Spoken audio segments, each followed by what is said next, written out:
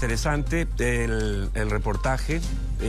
La verdad es que ustedes acaban de ver lo que es posible hacer con obras por impuestos, ¿no? Esta fórmula que está funcionando, sí.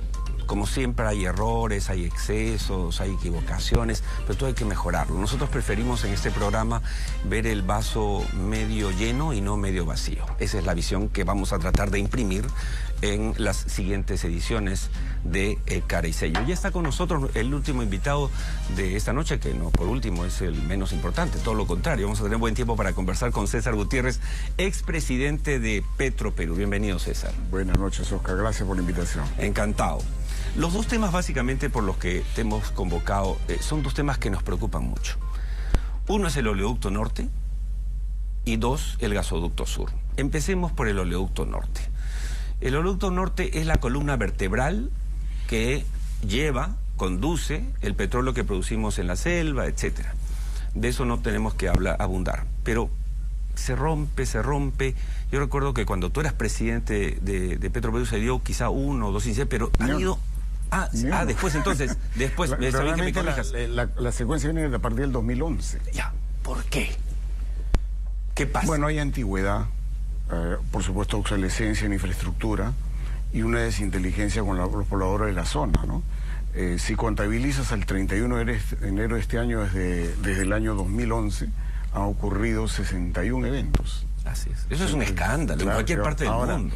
El discurso siempre ha sido los terceros, pero si contabilizamos, tenemos 30 de autoría propia, o sea, envejecimiento, corrosión, de repente falta de mantenimiento, 27 por terceros y 4 en investigación si son terceros. O sea, digamos, 31, si queremos, por terceros, 30 de defecto propio. Es decir, casi la mitad por defecto propio. Ahora, este gobierno, me refiero al que ha entrado en el año 2000, en este liceo con PPK, dio algo importante, que fue un decreto legislativo, que ya lleva 2 años de vigencia, se lo cumplió 2 años a fin del año pasado, en el cual permitía el ingreso de la participación privada. Petro ha tenido todas las facultades para poder hacer una especie de iniciativa privada propia en la empresa, porque tenía una facultad legislativa otorgada por un decreto legislativo publicado en el Perú, en lo cual no ha habido ninguna oposición en el Congreso. Hablas de la posibilidad de que un inversionista tenga una iniciativa privada, plantee una solución que no le cueste al Estado. Claro, la idea Ese marco legal existe. Por supuesto, o sea, y con rango de ley, el decreto legislativo tiene rango de ley. Eso permitiría... El 1292. El 1292, el decreto legislativo 1292. Entonces, eso permitía que pudiera venir un tercero hacer Permitía y permite, perdón. Sí, y que ese tercero hiciera un diagnóstico, qué es lo que ocurre, a su cuenta y riesgo, y le propusiera cuál es la solución y la inversión. Esa propuesta podría ser, luego de presentada, publicada, para que pudiera haber una concurrencia y un posible competidor. Claro. Eso no se ha hecho. Claro. Eso no se ha hecho y lamentablemente han seguido los errores en los últimos 2 años. Y yo no entiendo, la verdad, la actitud en Petroperú. Hay una especie de predisposición que no entre capital privado, cuando las posibilidades de hacer cosas ahí son muy limitadas. O sea, si tú miras los estados financieros separados del oleoducto, su mejor año en los últimos 3 años ha sido una utilidad operativa de $12 millones. Si tú sacaras con la tasa de descuento que utiliza Petro por su costo oportunidad de capital, no le permitiría en un horizonte de 20 años una inversión más de $100 millones. Y lo que se tiene entendido es que no se necesitan 100, se necesitan más de $1.000 millones. Entonces, eso no lo va a poder hacer Petro. No, imposible. Y el otro problema... No, más aún con todos los problemas que tiene ya con el Talara. El tema de la refinería Talara. No hay un solo, y no hay banco en el mundo que le quiera prestar. Claro, entonces, ¿qué es lo que ocurre? Que al impedirse la participación del privado, también está impidiendo un buen a los trabajos de relacionamiento social, que el privado, y tú lo conoces porque has trabajado en eso, creo que tiene mayores posibilidades, por mayor conocimiento, claro, por mayor presupuesto, y porque tiene más experiencia en este tipo de cosas. Entonces, lo que estamos viendo es una seguidilla de eventos con gran perjuicio a la producción, que llega a la costa, pero que no se hace en el Perú, sino se exporta, pero al final deja regalías, y ninguna posibilidad de enmienda. Se siguen alargando los plazos y ya los anuncios de qué cosas se hace con el oleoducto prácticamente pasaron a segundo plano. Hoy ya comenzamos a discutir refinería Talara. Sí. Esto es importante. Sí. Y si hubiese un privado, varios interesados en ese tipo de bienvenido, que presente su iniciativa. Esta semana se realizó en Toronto el PDAC, el evento minero más grande del mundo, pero ahí se juntan diversos inversionistas de todo el mundo, pero también tuve oportunidad de conversar con un experto en temas petroleros y me decía, si el tema del oleoducto fuese, si el oleoducto no fuese de una empresa estatal como Petroperú, si no fuese una empresa privada, ya habría hecho el nuevo oleoducto de inmediato. ¿Por qué? Porque es un negocio seguro. El petróleo está, los pozos están, el destino está, la exportación está, o sea, está cerrado el círculo. ¿No crees que en el fondo lo que ha pasado, uno, es que hemos tenido pues dos presidentes, del Perú en los últimos años, por hablar de los dos últimos años, varios gabinetes, ministros de Economía, el presidente acaba de asumir interinamente el gerente general como presidente de Petroperú, Esteban Bertarelli, y todo esto como que le quita ritmo? Pero mira, toda la plana gerencial, de gerente general hacia abajo, son los mismos de siempre. Entonces los diagnósticos que se llevan a directorio para discutir nacen desde las gerencias. Y yo no he visto ninguna actitud. Y con respecto al interinato que es de la presidencia, yo no creo que sea tal. Porque si hablamos de interinato, lo que correspondía que existe un vicepresidente, que es el señor Barros, que es un hombre del sector finanzas, podría haber asumido interinamente la presidencia. Lo que se ha dado es un presidente de largo plazo, pero siempre dentro de la empresa, con la visión interna de la empresa, un momento que se necesita mucha imaginación. Acá el problema de la empresa es qué es lo que va a ocurrir con la operación y qué va a ocurrir con la deuda. La operación, la refinería Talara va a parar el 1 de septiembre, y de ahí hacia adelante, hasta que se inaugure la modernización, que van a pasar más o menos 2 años y medio, Petro va a actuar como comercializador. Entonces aquí hay una política comercial y por otro lado un gran compromiso para pagar deuda. Entonces necesitamos una persona que conozca de finanzas y aspecto comercial con gran credibilidad en el mercado para que esto funcione. Ahora, yo creo que no están dando las condiciones en este momento. No tenemos que decir nombres, pero hay empresas, hay una empresa muy grande en el mundo que ha llegado a tener esta iniciativa privada, entendemos que ha hecho un estudio, les ha dicho, yo levanto el dinero, que son algo de 2.000 millones de dólares, rehago completamente, reconstruyo el oleoducto norte, le pongo fibra óptica, separo el crudo del pesado del... O sea, todo. ¿Cuánto pone el Estado? Nada. Y es un poco, para que el público entienda, es como la fórmula del peaje. Yo hago la carretera, me dejas el peaje durante unos años para recuperar mi invención. Entonces, yo lo que siento es que hay miedo en Petroperú, miedo más que desconocimiento. No sé, ¿qué piensas yo tú? creo que hay una actitud de que no entre el privado, siempre manejado. ¿Tú crees eso? Yo no creo eso. No, yo los conozco, he trabajado con ellos. O sea, hay obstinación a no cambiar. Claro, tú has estado ahí en la, por eso, 2 años, en la cabeza. 2 años, claro. no ha sido poco tiempo, entonces los conozco, hay poca actitud. Ha durado más que la mayoría de presidentes. Y hasta de los premios. Sí. Entonces, hay un temor al ingreso del privado. Lógicamente la edad promedio en Petro en un momento y en mi época era cerca de 62 años, la edad promedio del personal. Te imaginas gente que tiene mucho tiempo y tiene mucho temor de que ingrese un privado ahí. Pero esto acá era una conveniencia del Estado, porque no solamente es que venía el privado y ponía el dinero, sino pagaba una retribución. ¿Y qué es lo que tiene que conducir y qué volúmenes era su cuenta y riesgo? Yo tengo gran duda sobre el volumen, pero a mí me sorprendía que fuera por cuenta y riesgo, y yo tengo entendido que deben saber por qué lo hacen. Así Entonces, es. ¿por qué? Pero en todo caso, César... ¿Por qué dejar que el Estado haga claro, eso cuando el privado César, puede hacer? Pero en todo caso es el problema del privado. Es decir... Por supuesto. Si el privado está loco, cosa que dudo, los bancos que le prestan al privado 2.000 millones están locos, cosa que dudo, y dicen, bueno, queremos ese riesgo, dale el riesgo, porque el Estado no tiene ni la plata, no puede apalancar ese dinero y necesita el oleoducto. El Perú necesita el oleoducto. Es lo que estaba diciendo, o sea, si el privado hizo sus estimaciones de volúmenes, déjalo pues, el privado tomó a cuenta y riesgo eso. Entonces él va a tomar el riesgo, él va a tener que pagar la deuda si se endeuda, o va a tener que sacrificar capital propio si lo pone. Entonces yo creo que era la estructura perfecta. Además, no se podía aludir que era dedo, porque estos procesos de iniciativa privada bien estructurados, terminado el proceso, se publica y se convoca a un participante hablado del mercado. Exacto. Entonces yo creo que había no una era cerrado. Al final le dices al mundo quién quiere ponerse junto a este señor. Y se prepublica todo el estudio de prefactibilidad que se ha hecho y se publica en el diario. Entonces yo creo que eso podría haber sido atractivo para varios.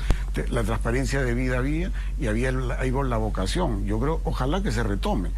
Pero no sé, mi impresión que tal como vienen las cosas por el momento no se va a hacer. Pero quizá para cerrar ese tema, César, creo que queda claro que sí hay solución al oleoducto. Esa solución es más por el tema privado, porque no hay posibilidad que lo haga el Estado, no hay. Y tercero, lo necesita a gritos el Perú. Por supuesto. Vamos a seguir hablando de eso entonces. Pero ahora... Mira, sobre eso va a reforzar siempre. Sí. Hay lotes productores, o sea, hay lotes con expectativa de producción. Yo imagino que se habló con el inversionista que quería hacerlo. Y si eso es real, entonces démosle pie de una vez por todas. De acuerdo. El gasoducto sur. Tan polémico, obviamente, porque ganó el 2014 la Buenapro Odebrecht consorcio, ya sabemos todo lo que pasó. Desde ahí, bueno, los cambios de gobierno, PPK se cae, etcétera. Ya va a pasar un año de que asumió Martín Vizcarra. Y ya el ministro Ismet dijo hace pocas semanas, sí, vamos con el gasoducto sur, básicamente con el mismo trazo, agregando ramales para el Cusco. ¿Es factible, con tu experiencia, es factible echar a andar el gasoducto sur? ¿Es importante para el Perú? ¿Hay que dejarlo ahí en un proyecto nada más? Se ha perdido un año para confirmar que el trazo era el trazo. Sí, y yo creo que ha sido una pérdida innecesaria de tiempo. Pero esto tiene un correlato en el sector eléctrico, y después volvemos un poco porque hay unos problemas que hay de arbitrajes de por medio. Sí, cierto. El correlato del sector eléctrico es que en estos momentos existen en Mollendo e Hilo 2 plantas termoeléctricas que suman 1.400 megas, que se llama el Nodo Energético del Sur. Estas plantas, según mis cálculos, que han sido públicos, deberían estar operando a fines del próximo año a diésel, porque fueron diseñados para gas y eventualmente para diésel. Ese tema es bien delicado. Nadie habla de eso, escuchen bien. Ellos van a permitir abastecer la demanda que va creciendo y que con la oferta que existe de generación eficiente no se va a poder cubrir, y va a tener que cubrirse con un combustible y con unos costos variables que cuestan como 192 versus 32 que van los actuales. Entonces, eso es un gran problema. Pero además ese contrato obliga al Estado a que mientras no tenga realmente el gas, tiene que irle pagando, de paso. Entonces, ¿qué es lo que ocurre? Eso lo paga el consumidor al final, ¿no? Ahora, ¿qué ocurre? Sin embargo, hay una desinteligencia en el Ministerio sobre esto. En Hilo existe una planta carbón. La planta de carbón en el mundo están saliendo del mercado por contaminante. Exceptuando India, que es casi imposible. El carbón, después el gas natural, es la que menor costo de producción tiene. Si yo antes hablaba de 32, te vale 40. Y con ánimo de promover las renovables, ha creado una propuesta legislativa que dicen que está, propuesta normativa que dicen que está a punto de salir, que en el cual se pretende, con la medida que se va a tomar, es que salga de servicio la generadora carbón. Eso va a generar un grave perjuicio, porque si antes la secuencia era hidroeléctrica, gas natural ciclo combinado, gas natural ciclo simple, luego de carbón por precio, ahora nos saltaremos directo a la de diésel. Eso tiene que enmendarlo el ministro de turno que esté, desde que se nombre el nuevo gabinete. No sé si el actual o el que venga, pero es un tema controvertido, es un tema que me parece que le han acercado al ministro una información que él no ha entendido, pero que es importante iniciar un debate público porque se necesita una solución. Ahora, con el gasoducto, el gran problema que hay con el gasoducto es, se anunció un número, una fecha, que dice es el 2025 traería impuesto de operación comercial si hacemos las cosas, todo lo que debemos hacer. Pero hay un tema en paralelo que ha venido medio oscuro, que es... ¿Las demandas? Sí. Es una maraña. Claro, entonces mira... Demandas contra demandas. Si por ejemplo en este cronograma se empezara el proceso de competencia y se otorgara el 2021, el nuevo que viene vendrá con sus ductos, vendrá con su infraestructura y lo atenderá al precio que diga en ese momento la licitación. Pero en estos momentos la demanda que está en el CIADI, que empezó una de las 3 empresas del consorcio, es una demanda por 500 millones de dólares que se va a hacer extensivo a las otras 2 empresas si es que ganan, y ya tiene grande probabilidad de ganar. Eso sumaría 2.000 millones de dólares. ¿A cuenta de qué? A cuenta de la infraestructura que dejó el concesionario anterior. Entonces la pregunta es, si yo licito, no puedo utilizar todavía esa infraestructura porque va a venir alguien, ahí eso está en discusión. Si me ganan el arbitraje, ¿qué me hago con 2.000 millones de infraestructura que voy obligado a pagar si pierdo el arbitraje y el otro operador vino con su propia infraestructura? Entonces es un tema que no se está discutiendo y lamentablemente en el tema del arbitraje estamos creando condiciones para perderla, y te explico una frase. Para perder, ¿tú crees que vamos a perder? Sí, no, yo creo que lo tenemos perdido por acción del gobierno. ¿Por qué? Mira, cuando es la caducidad de la concesión, por falta de cierre financiero, por la absoluta razón por parte del Estado, a los pocos días, a menos de una semana, se emite un decreto de urgencia, en la cual el Estado le da a los Sinermin la tarea de contratar una empresa que preserve los bienes de la concesión, o sea, preserva los ductos. Desde ese momento, el Estado se obligaba en el lapso de un año o vender los ductos o pagar el 72.25% del valor contable neto de los bienes. Posteriormente cambió de parecer y por eso terminamos en el CIADI, como que le dijo, mejor llénense su ducto, yo no tengo nada que ver y el nuevo vendrá con sus propios ductos. Pero en mayo del año pasado se venció el contrato del que preservaba los bienes y se renovó el contrato. Entonces se ha creado la condición como de decir, oye, yo tengo los bienes en posesión, yo los voy a vender y de ahí te voy a dar la plata. Entonces se ha creado la condición y este mayo nuevamente se vence el contrato. Y me imagino en mayo, claro, porque eran contratos anuales. Lo cual quiere decir que tendrían que renovarlo. Que yo creo que si el Estado fuese coherente con la posición que diera el CIE, no debería renovarlo. Claro. Pero ya renovó una vez. Claro. Y entonces por eso yo te decía, se han creado las condiciones para que nos ganen el arbitraje, lo cual le pone una sombra a este proceso del gasoducto subperuano al 2025. Sí, yo lo que veo aquí, César, es que, digamos, esto es algo tan grande. Estamos hablando de un proyecto de alrededor de 7.000 millones de dólares, según lo que he investigado, uno de los más grandes de Latinoamérica, y por lo tanto la banca estaba por eso muy interesada. No es moco de pavo. Entonces, esto ya para mí, no sé qué opinas tú, trasciende el ámbito del ministerio. Esto es arriba, esto es visión de país, ¿no es cierto? Decir, sí, queremos como tuvimos un camisea que nos cambió la matriz energética, necesitamos, porque acá no podemos darnos el lujo de, como que nos dimos en el tren eléctrico, lo hicimos después de 25 años, de que empezó. No, acá se tiene que hacer de inmediato, porque si no se nos va el tren, vienen las renovables y nos quedamos con el gas metido debajo de la tierra, ¿o no? Sí. Es innegable que se necesita, las plantas están construidas, las termoeléctricas, las renovables no van a poder cubrir esos volúmenes de producción que llevarían las termoeléctricas, por más que ingresen renovables. El tema de lo que está faltando es coherencia en el propio gobierno. O sea, esto tiene que trabajarlo conjuntamente el Ministerio de Economía, la Presidencia del Consejo de Ministros, debería trabajarlo con el Ministerio de Energía y Minas. Lo que está habiendo es desinteligencia y creo poco conocimiento de todos los antecedentes. Es un tema complicado, es un tema que se inicia en el 2007. Entonces, han pasado 12 años y la verdad que había una serie de cosas en el camino que es necesario que se conozcan. Si eso se coordina, se hace la cosa correctamente, saldrá adelante, pero ahora sí tenemos una contingencia de quedarnos con un conjunto de ductos que no sabremos qué hacer y probablemente vamos a perder el arbitraje por 2.000 millones de dólares mientras se trata de correr el nuevo concurso. César, ojalá te equivoques, pero normalmente aciertas. Gracias por estar con nosotros. Gracias. No te muevas, que nos vamos a despedir. Ya se nos fue el tiempo. Esta primera edición de Cara y Sello voló.